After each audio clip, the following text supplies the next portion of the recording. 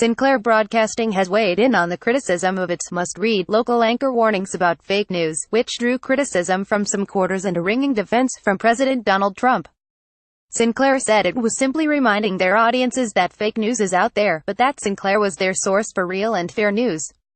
These announcements were responding to the public's distrust in news generally, the company said in a statement, a distrust it said was confirmed by this Monmouth University poll released today.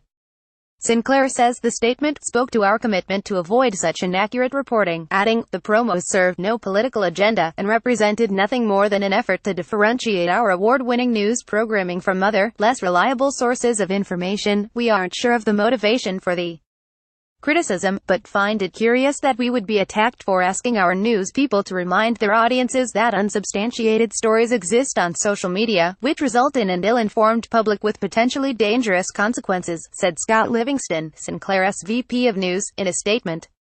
Related, Trump defends Sinclair President Donald Trump, who has tarred major news outlets with the fake news brush, reacted by saying Sinclair was superior to CNN and NBC, both of which he has branded fake news. That drew immediate pushback from critics of Sinclair's deal to buy Tribune.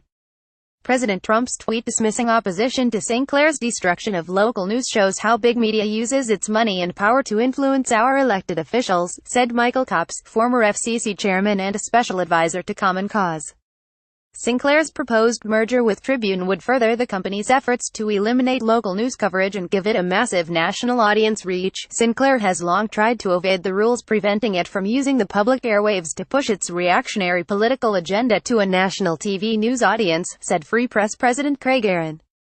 It's now found a friend and ally in the Trump administration, and is eager to air pro-Trump propaganda in exchange for policy favors that let Sinclair get even bigger. It is ironic that we would be attacked for messages promoting our journalistic initiative for fair and objective reporting, and for specifically asking the public to hold our newsrooms accountable, said Smith. Generally, of the criticism the statements had generated, our local stations keep our audience's trust by staying focused on fact-based reporting and clearly identifying commentary, pictured the anchor team at Sinclair Broadcast Group's KGBT-TV, a CBS affiliate in Rio Grande Valley, Texas, delivering Sinclair's mandatory editorial about fake news.